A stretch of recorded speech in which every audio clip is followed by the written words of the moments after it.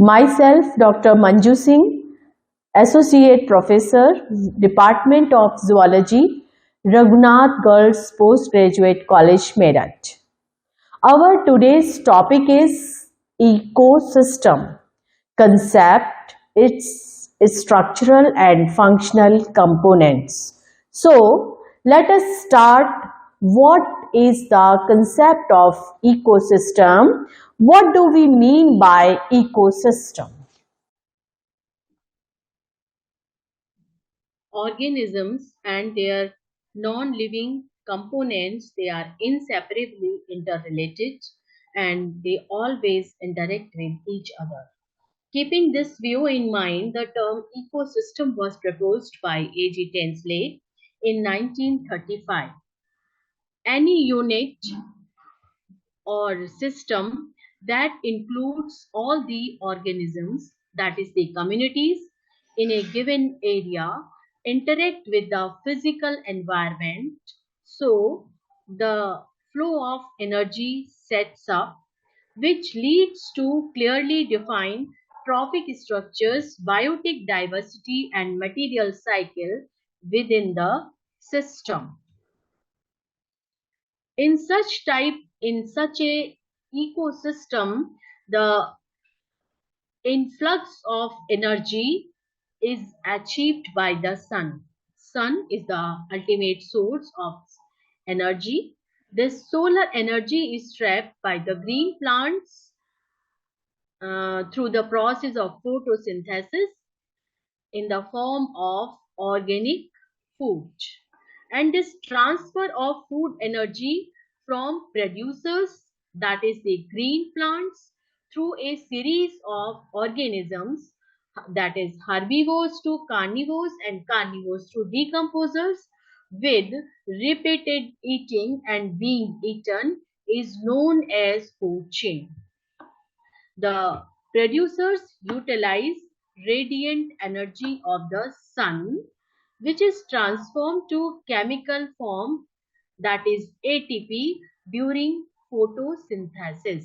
ATP is the currency of energy which is stored in the green plants after the process of photosynthesis. Thus, green plants occupy in any food chain except the detritus food chain the first trophic level or first nourishment level and are called primary producers. The green plants then utilized by the herbivores. Herbivores, they constitute the second trophic level and the primary consumer level.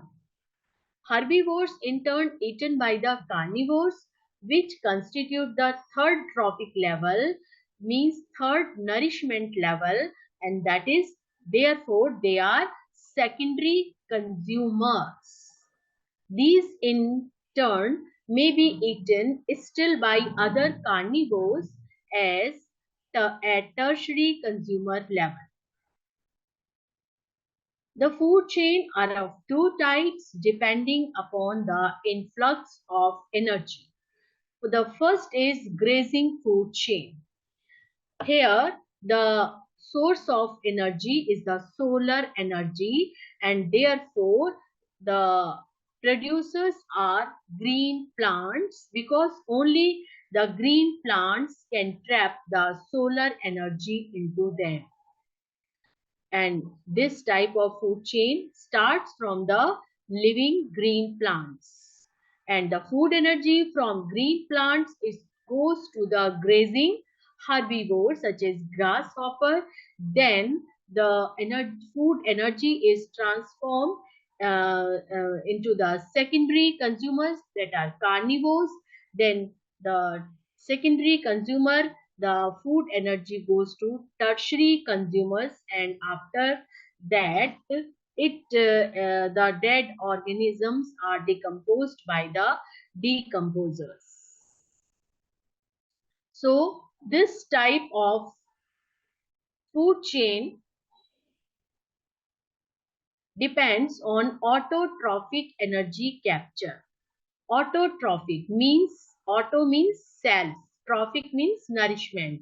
Self nourishment energy capture, uh, and the movement of this captured energy to herbivores. Most of the ecosystems in the nature follow this type of food chain. The phytoplanktons followed by phytoplanktons, they are consumed by zooplanktons. Zooplanktons, they are consumed by the fish sequence or the grasses. Then rabbits, and then the next step is fox sequences are the examples of grazing food chain.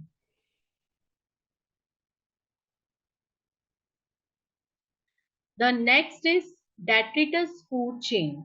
Detritus food chain is a type of food chain that starts with dead organic material.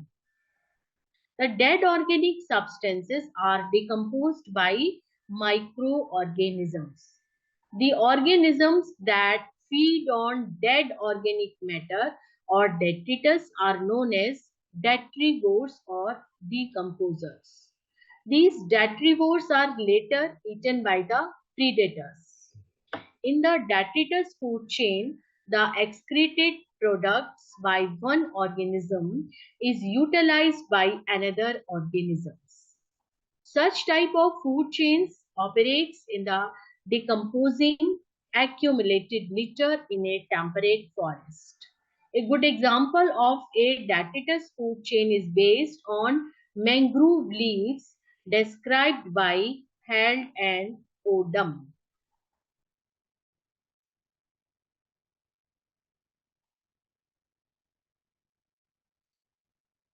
Detritus food chain is not limited to single habitat, as it is found in several different locations like the bottom of lakes and oceans.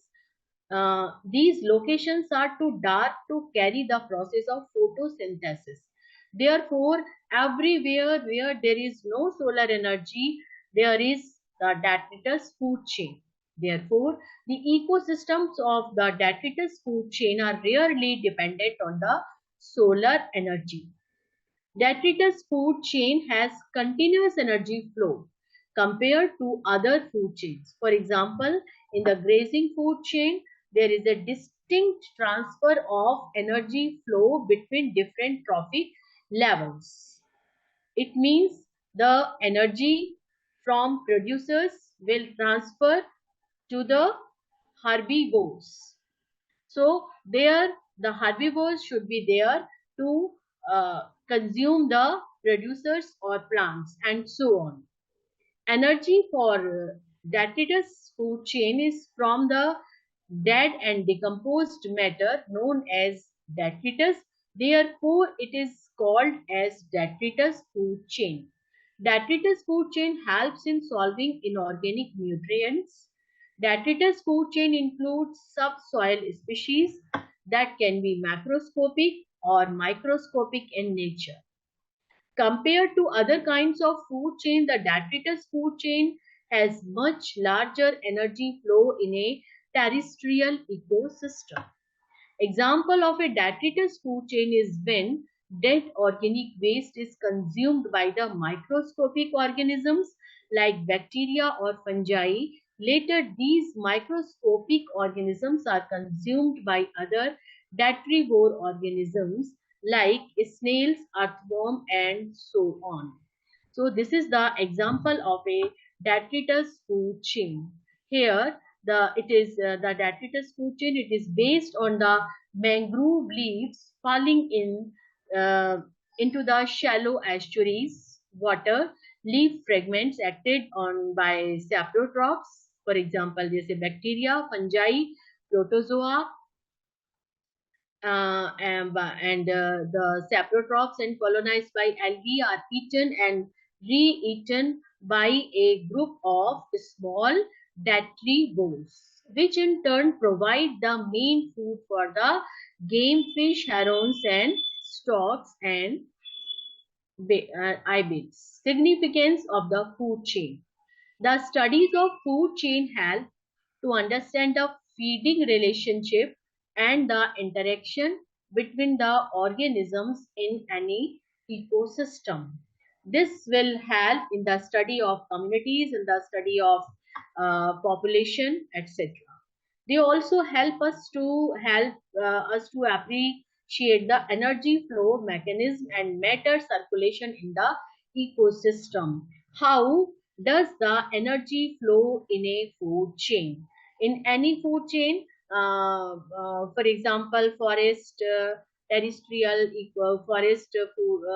ecosystem or pond ecosystem, and by studying this food chain, we can study the different trophic levels or nourishment levels or different energy levels in any ecosystem, and we can understand the movement of toxic substances in the ecosystem. By studying the food chain, we can understand how the pesticides in the from the agricultural field, they reach uh, to the non-target organisms as the fish and other aquatic organisms. To study the food chain helps us to understand the problems of biomagnifications. Food chain helps us to know how much energy we gain by consuming which food. Food chain explain relationships among various biotic components of the ecosystem. Now the food web. Food web, that is interlocking pattern of organisms. How the organisms in different food chains are interrelated with each other. A food web or food cycle is a natural interconnection of food chains and a graphical representation, usually an image of what eats what in an ecological community. Another name for food web is consumer resource system. Food chain in natural conditions never operate as isolated sequences, because if in any food chain some step is missing, and there is no alternative, then the food chain cannot be completed. So under natural conditions, the linear arrangement of food chains hardly occurs, and these remain interconnected with each other through different types of organisms at different trophic levels. For example, in grazing food chain of a grassland, in the absence of rabbit, grass may also be eaten by the mouse, and if the mouse is not present, there may be some other alternative in place of mouse. Mouse in turn may be eaten directly by the hawk or by a snake, first which is then eaten by the hawk. Thus in nature, thus in nature,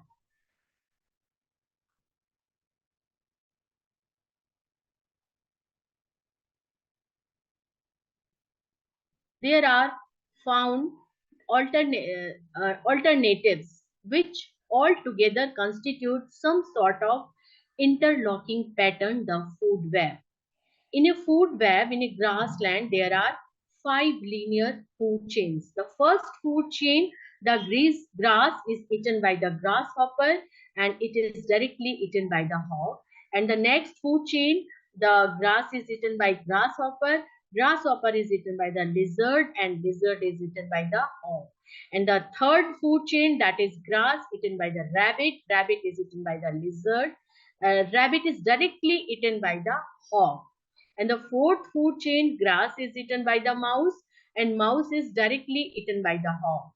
And the fifth food chain, grass is eaten by the mouse is eaten by the snake, and snake is eaten by the hawk. These five food chains are interlinked, forming food web. And this is a pond. This is a food web in a pond. Different interlinked food chains are there. Producers are macrophytes, rooted plants or phytoplanktons. They may be directly consumed by the game fish, the producers, they may be consumed by the small fish, and small fish may be consumed by the game fish. And in the same way, the producers, they are consumed by the insect larvae, beetles, mites, mollusks, crustaceans. Then they are eaten by the insects, and insects by the game fish. And these insect larvae, they may be directly eaten by the game fish. Then it may happen that phytoplanktons may be consumed by zooplanktons, and zooplanktons are directly consumed by the game fish. And it may also happen that phytoplanktons also that may directly consumed by the game fish. So there are many food chains which are interlinked.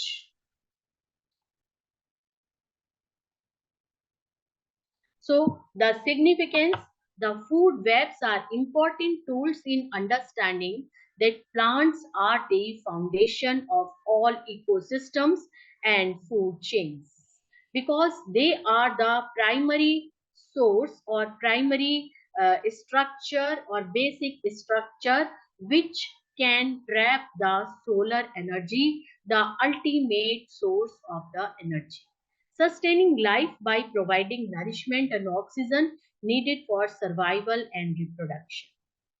The food webs are distinguished.